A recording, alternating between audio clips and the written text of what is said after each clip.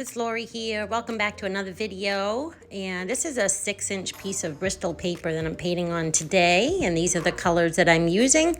I'm using light magenta, Golden's cadmium yellow, medium.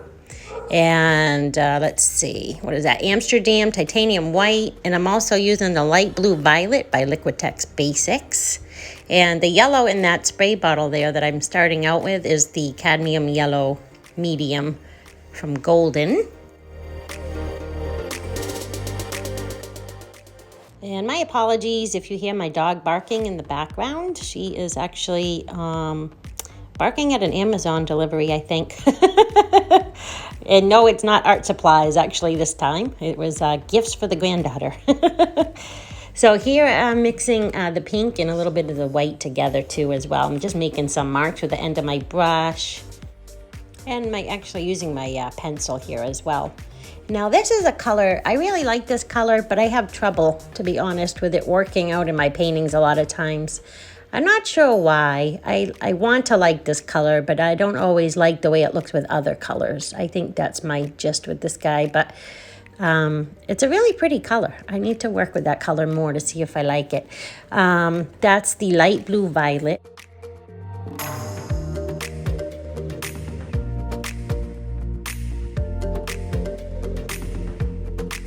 In this one, I end up covering it all up. I ended up not liking the way it looked.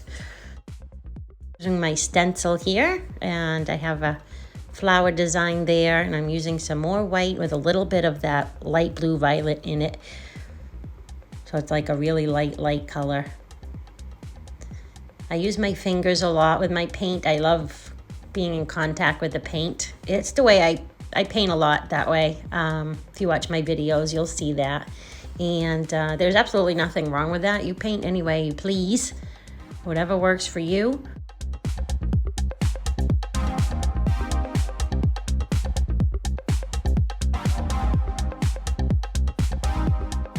And here I'm using my dryer to just dry this a little bit. This is just a hair dryer or a blow dryer, whatever you prefer to call it. Just drying this a bit because it's pretty wet and I want to move on kind of quickly. So I dried it lightly. Putting down some more pink here, light magenta, adding this shape, and now I'm grabbing a, what is that? That looks like my China marker. So I'm using a black China marker and I'm making some marks here on the page to add some more contrast. It definitely needed more contrast in the value, so I'm doing that. And then I actually cover over some of them here. I felt that it was a little bit too strong, so I'm covering it up a little bit.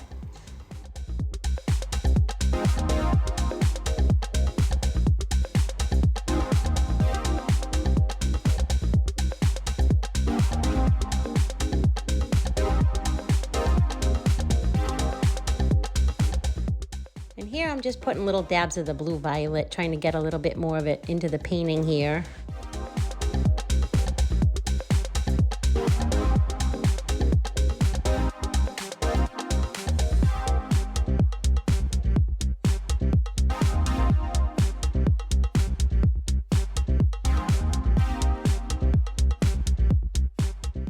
And at this point, I'm still working on some values here, and I'm wanting more white in here. I feel like I need to brighten it up a bit, so I'm adding more white.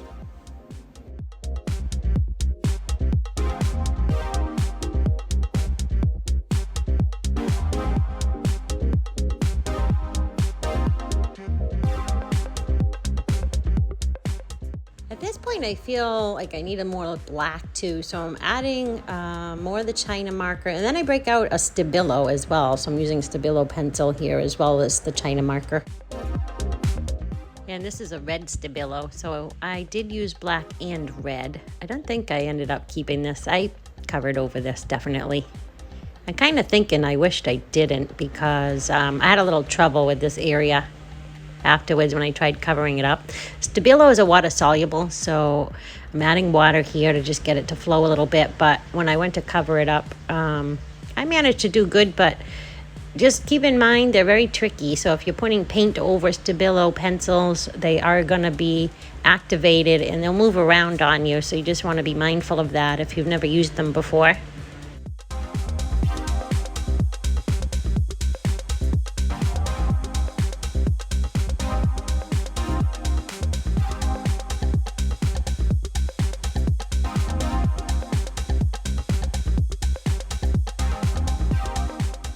With that color again, trying to get it to work in, but for some reason this painting just wasn't coming along. Anytime I used that color, I wasn't feeling it. I should have just stopped using it altogether, but I kept trying it. You'll see as I go along that I end up getting rid of all of it as we go here, but in the end it all works out. I'm very intuitive painter, so I go by intuition. That's how I paint. I don't paint with anything in mind. I don't paint with a plan. I don't plan any of this out. I'm painting as I go. So what I'm doing is I'm reacting to the painting and letting the painting tell me what it wants to become in that sort of way.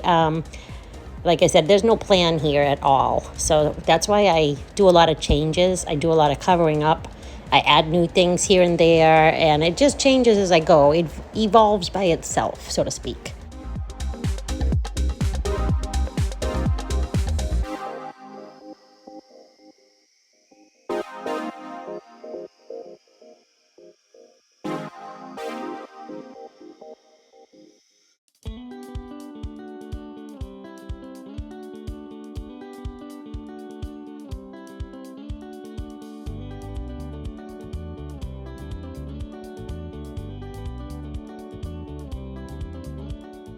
Now I'm adding more of the cadmium yellow medium, and at this point here for this shape I think I should have grabbed a larger brush. It would have been more helpful for me at that time, but I didn't, so it worked out. But you know, it just would have been a little bit easier to get that yellow shape down there.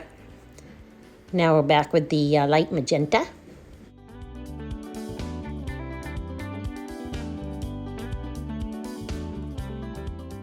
This is a part of the painting where I'm at that middle point where I feel it's ugly and I feel like I'm stuck, but I keep working away at it. There comes a point in a painting where I end up trying too hard, and that's the point where I need to learn to let go and go back to painting intuitively and stop trying so hard. So this is that point, and pretty soon I break out of it and I just go for it.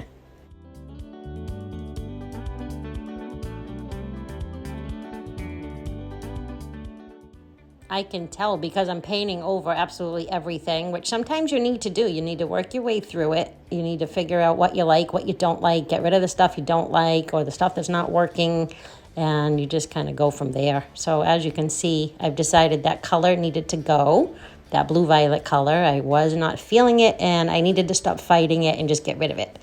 And then I was able to move on here. A lot easier.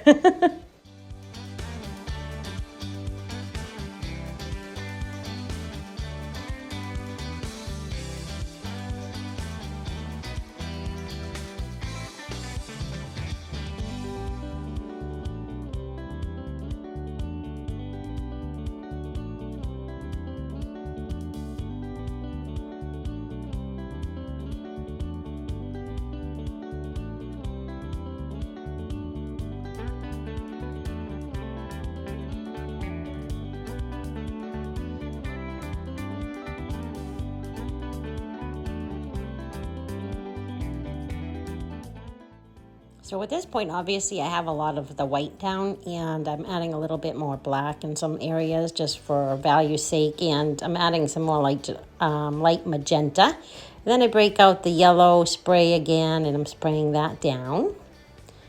Yeah, I'm working in the pink here. Didn't like that X. It can be a process. Oh my goodness, it is a process. Some days are a lot easier than others when it comes to painting. You're either in the flow or you're not. Some days I can paint very quickly. Other days it'll literally take me hours. It's really kind of funny and can be frustrating as well. You know what I think my problem was? My problem was I had some areas that I loved. I have some really cool things going on in this painting, but as a whole, it wasn't coming together for me. And when that happens, you just have to suck it up and get rid of them. Kill your darlings, as they say, because you're holding on to them too tightly. You need to let them go and move on.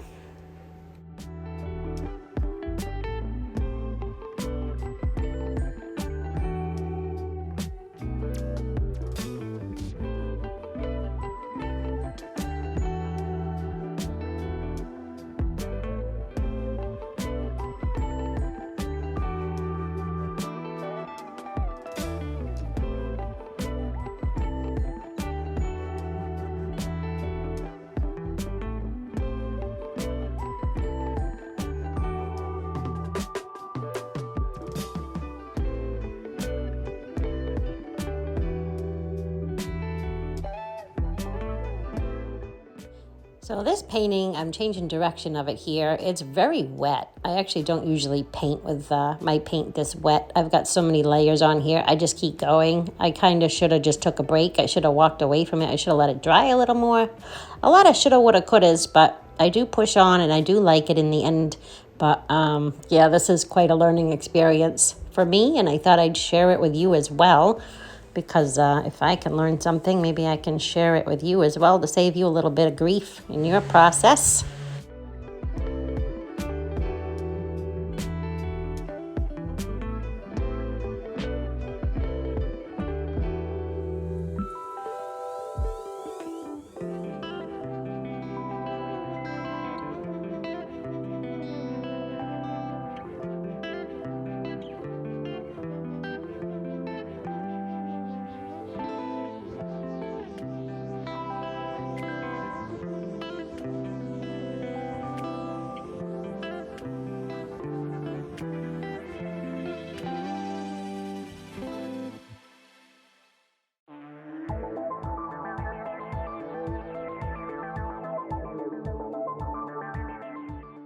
I actually learned a lot from this painting by watching this back. I'm doing a voiceover, as you can tell, and I should have changed brushes.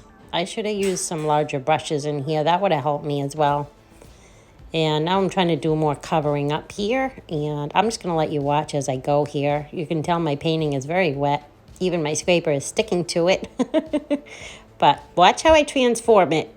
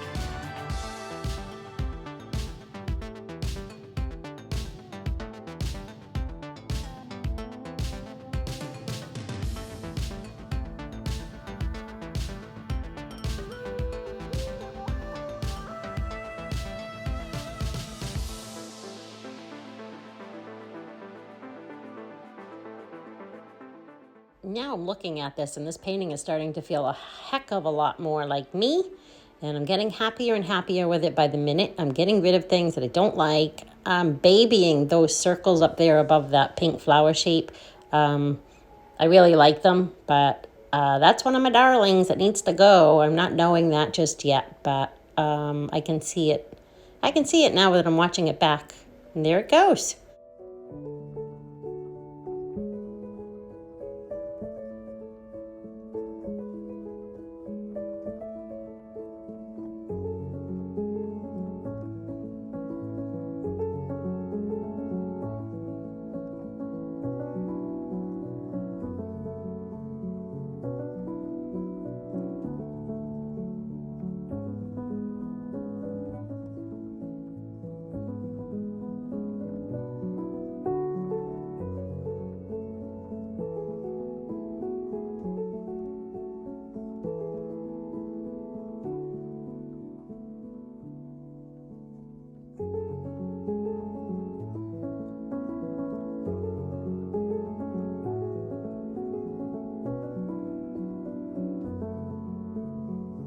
Oh, as you can see, I've really covered basically everything up at this point, and I'm feeling much better about it. I'm using my yellow paint there to spray a little bit of that down, and now I'm adding more white and doing some more mark making as I go along.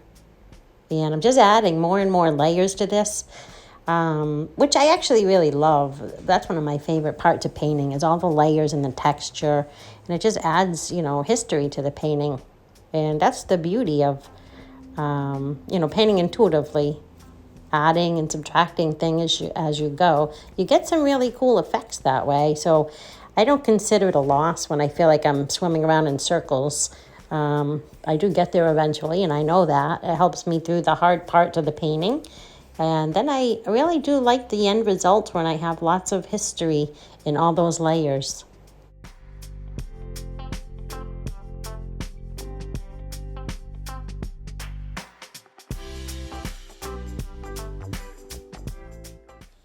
So I add a little bit more paint here and there. I do some pencil work, and some more black Stabilo is put down. But I'm about winding up here.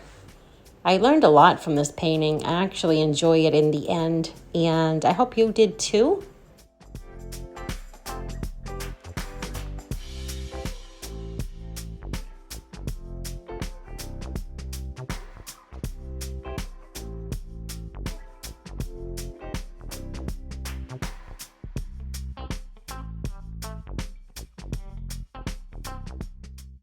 So I'm about winding up here. Thanks for joining me for another video. I appreciate you being here. I hope you found this inspiring. I hope it inspires you to go paint as well. And I'm going to show you at the end the dried results. As you know, acrylic paint dries a little bit darker.